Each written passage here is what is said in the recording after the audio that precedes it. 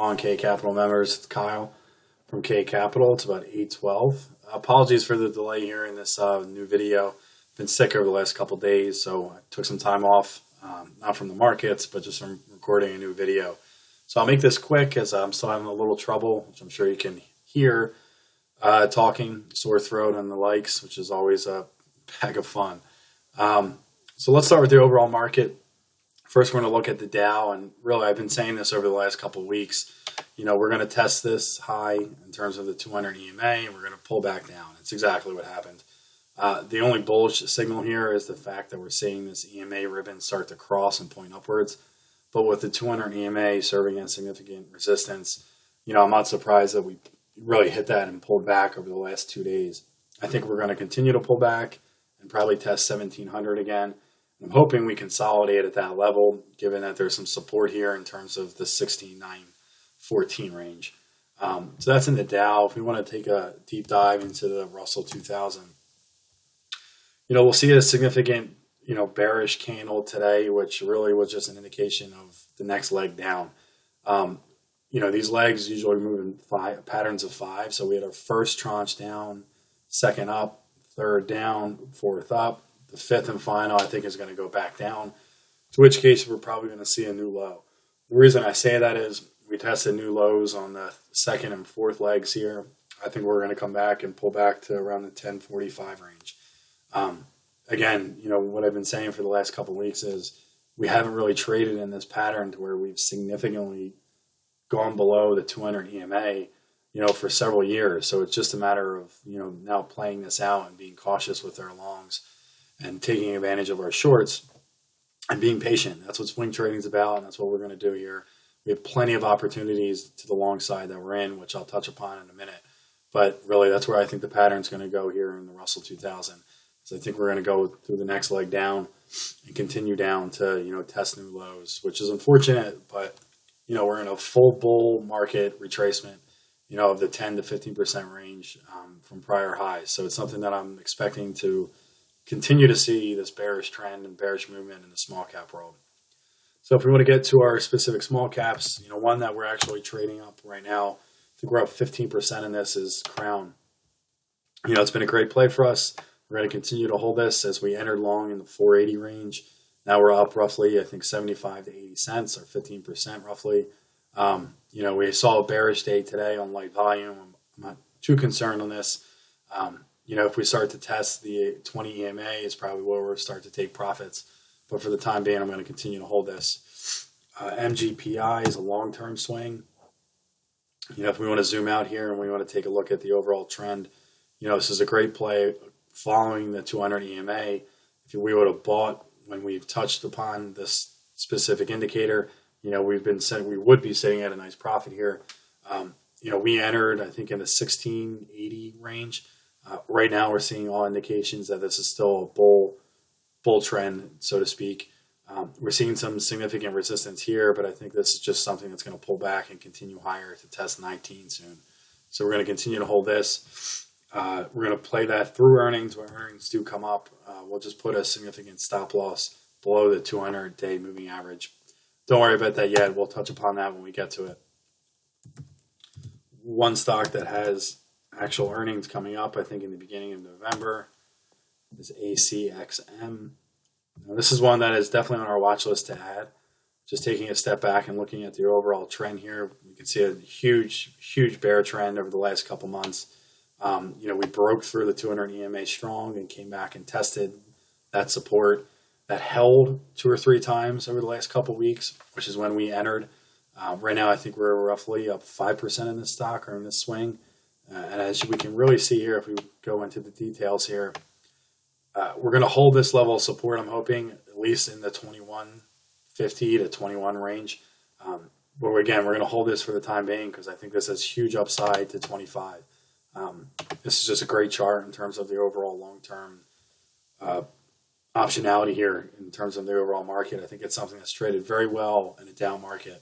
And I think once we do recover in the Dow and the other indices, I think we're going to see some significant upside here. Continuing on to AMKR. This is one that just released a new price target. I think Zacks came out with 850.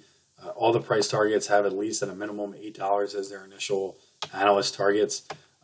We keep seeing some significant selling on low volume over the last couple days, but really this level continues to hold, and it's held, I think, at least 6 times over the last 2 weeks. It held again today. It's something that unless this breaks down completely, I don't think we're going to sell for the time being. I think what's going to happen is it's going to make a similar move to what it did back in July and August, to where you're going to see the EMAs cross, and then you're going to see a nice uptick in terms of buying either right before earnings or right after earnings. But right now, as long as this level holds, I think we're going to continue to basically stay in this position. Right now, we're sitting at a small loss, I think, of 6%. So it's right around our stop loss area. But nonetheless, I think it's something that has significant upside. I say that because if we want to zoom out, we want to look at the long-term trend on the weekly. What you can see here is that this has been bouncing around significant areas of resistance and support in terms of the 200-day moving average. And what happened here is it tested it once or twice, and then it pulled all the way back. It tested it again, I think, in late 2014, and then it pulled back. But it broke through recently over the last couple months. And honestly, I think this is in the beginning of a huge reversal in this stock.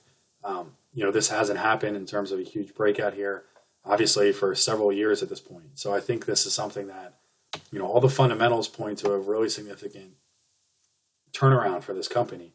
And I think if we can be patient and we can just wait this out, as long as we hold, these EMAs in terms of our levels of support, I think this will definitely recover again to test 8, if not 10, over the next couple months through the end of the year. So I think it's something that, again, it's a total reversal for this company in terms of the technicals, and it's something that could be a huge, huge payoff for us in the upcoming, few weeks to the end of the year.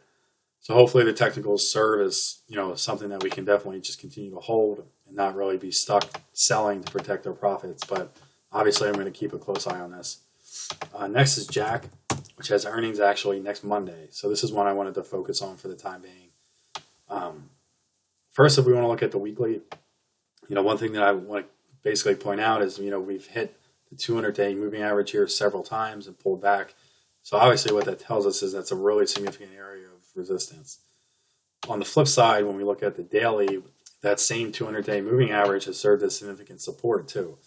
So that's important because obviously there's a significant level of buying at that level that's going to serve as our stop loss for Monday's earnings. And so what I mean by that is Friday, late afternoon, I'm going to issue a stop loss order here, basically right below the 200-day moving average, or maybe a little bit below. I'm not sure yet, so stay tuned for that. But going into earnings next Monday, they're going to release before the bell. All the fundamentals so far have pointed that this company is doing well. It's definitely changed trends in terms of the last couple of earnings in prior years. They had some significant contracts that they've added over the last couple months. So I think the fact that the 200-day moving average has continued to hold serves us as a really good area for support and where to put our stop loss heading into the call. Again, I'm not going to do that until the last minute, probably the last hour of trading Friday. So I'll give you that specific price at that time before Monday's call pre-market. So it's something that I think we should definitely keep an eye out for. And hopefully we see a nice bounce back up to 10, if not 11, which is our initial target. And we'll close out of the position then if that happens. Finally, SD. This is a position that we're in for long term here. Again, it's just a matter of going into earnings here, and hopefully we see a good production story in terms of what they're seeing on their sides. Fundamentally, they've definitely delevered the balance sheet consistently, and I think it's something that, although we saw a sell-off here, I think it's just a matter of time again before this rallies. I think we're seeing a nice consolidation here. Hopefully, we do not test prior lows, and I'm really curious to what happens on the 4th to see what they release in terms of their earnings. I think everything that they've done over the last couple of weeks in terms of delevering their balance sheet have all been really good news stories.